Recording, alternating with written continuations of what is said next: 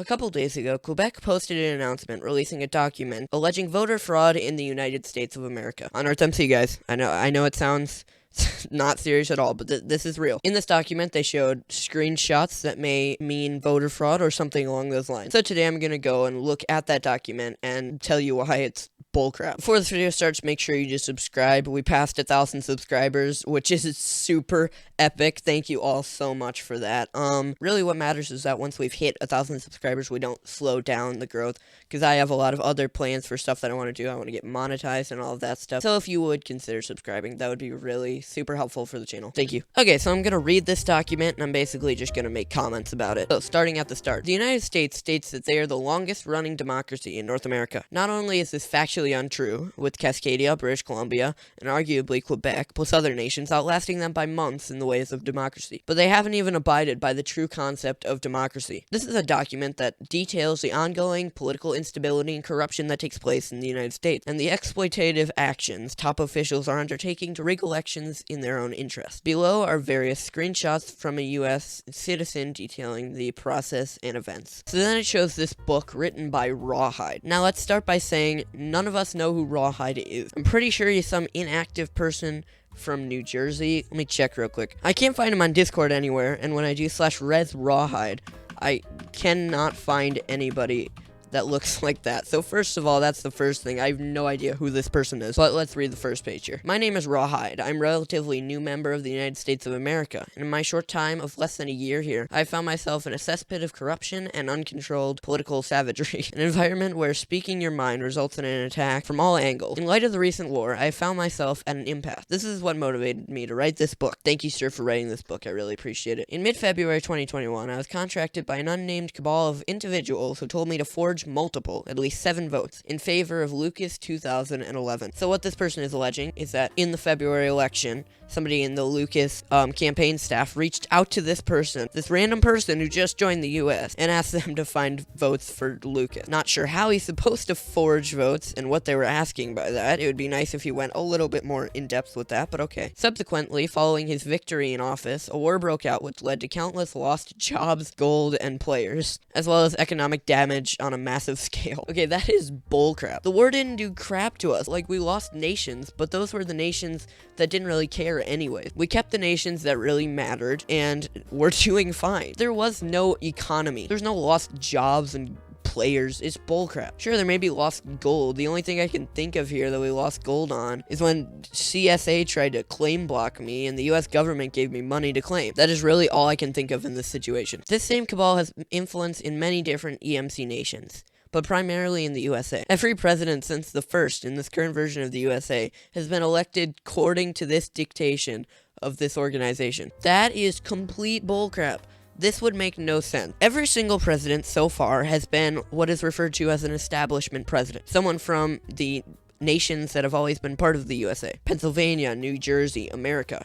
People like Bleeblop, Big Red, Lucas, people like that. That's what you would call the establishment. The last person to be elected was Bamgo. Bamgo is the most anti-establishment president in history, and the first anti-establishment president in history. If this bullcrap was true, wouldn't you think they would be cheering for the side of the establishment person instead of just flip-flopping for this one election to vote for Bamgo? It doesn't make any sense, because the way they're making this out to be is some like deep state crap, where it's all the people on top are just this dictatorship. That makes no sense, because if so, they would want Bleeblop to win. Somebody who has already won 3 times. They would want him to be president, because obviously, if this is true, they would have already liked him, because they made him win 3 times. Every vote is a phony, according to them. That's just wrong. If you don't believe me, then ask the open records and investigate past elections. Their omission of evidence is a lie in itself, as all high-ranking politicians in the USA are responsible for voter fraud. Thank you, thank you, thank you, thank you. I would consider myself a high-ranking politician in the USA, as I'm vice president at the moment. I can tell you right now, I did not do any voter fraud. It's a bit of a bold statement that every single high-ranking politician in the USA is responsible for voter fraud in some way or another. Because of Bamgo being president, the most anti-establishment president ever, this just doesn't add up. Why would they suddenly flip-flop to be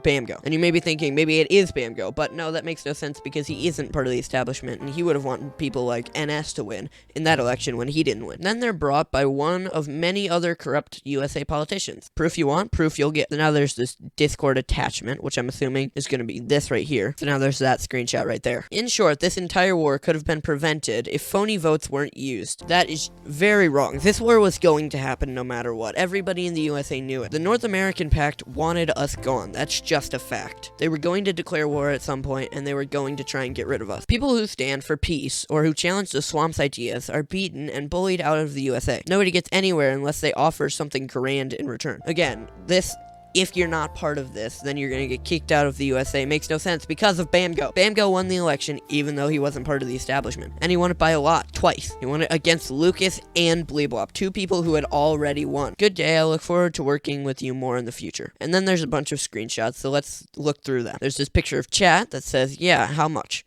How much do you want? We'll need a crap ton of people on Google Forms. So that's basically saying, hey, you're gonna need a bunch of people to submit votes on Google Forms. So that's saying, yes, there's voter fraud. But again, this is Adrian, another very anti-establishment person. Adrian is behind a lot of this.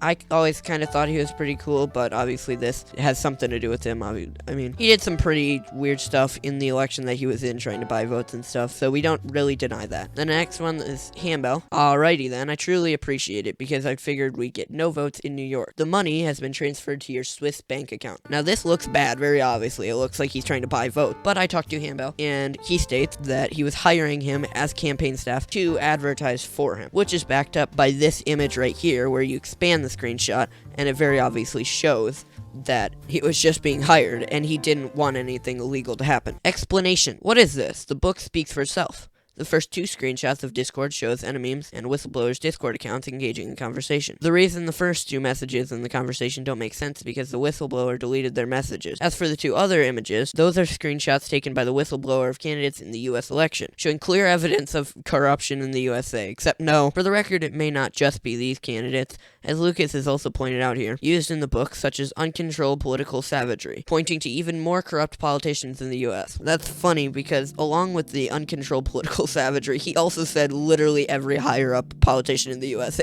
has been engaged in voter fraud. Why is this being published? Being published because with the current state of the US, the citizens of the US should know what their leaders are actually up to. Why is the whistleblower's name not blocked? It's not to show proof that this person is legit, but it's because they supposedly don't need to be hidden anymore. We did consider blocking out the name until they stated that a screenshot of some of his deleted messages with his name blocked out. And then it shows some coordinates, one block buried in a chest in a stone building.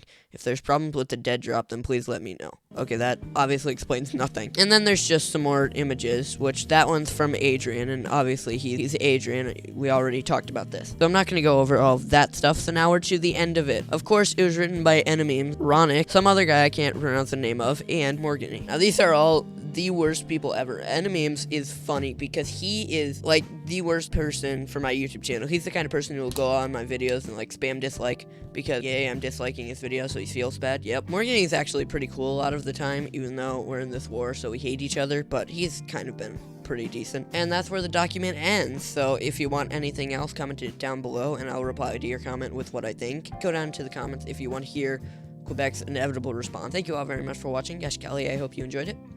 Toothbrush.